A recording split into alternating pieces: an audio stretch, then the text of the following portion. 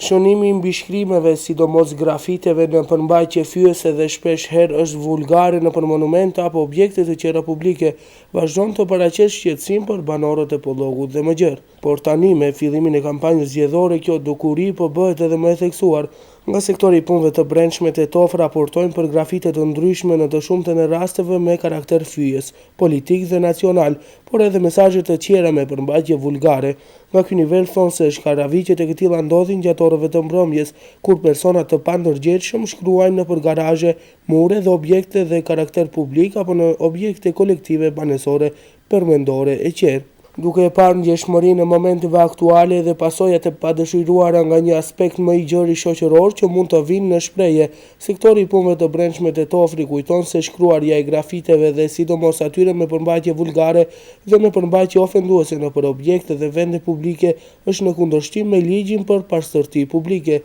sikurse edhe ngjitja me vetdëshirë pllakave të ndryshme, dukuri këto që edhe më tej mbeten të pranishme në regionin ton, thot Marian Josifovski, zëdhënës nga sektori i punëve të brendshme Tetov. Ai sqaron se nëse grafitet apo shkrimet të këtilla shkaktojnë urrëtie nacionale, racore apo fetare, si dhe shkaktojnë ndasi apo padojshmëri, persona që bëjnë vepra të këtilla do të përballen me kallëzim penal në pajtim me nenin 319 të Kodit Penal të Republikës së Maqedonisë. Për këtë arsye, sektori i punëve të brendshme Tetov edhe një herë apelon sidomos ndaj rinisë që të përmbahen nga shkruarja e grafiteve mbi objektet publike, përmendoreve, kulturore apo historike, sepse në këtë formë jo vetëm që shkaktojnë dëm të konsiderueshëm material, por mund edhe të shkaktojnë edhe pasoja të tjera të mundshme në shoqërinë e këtij territori.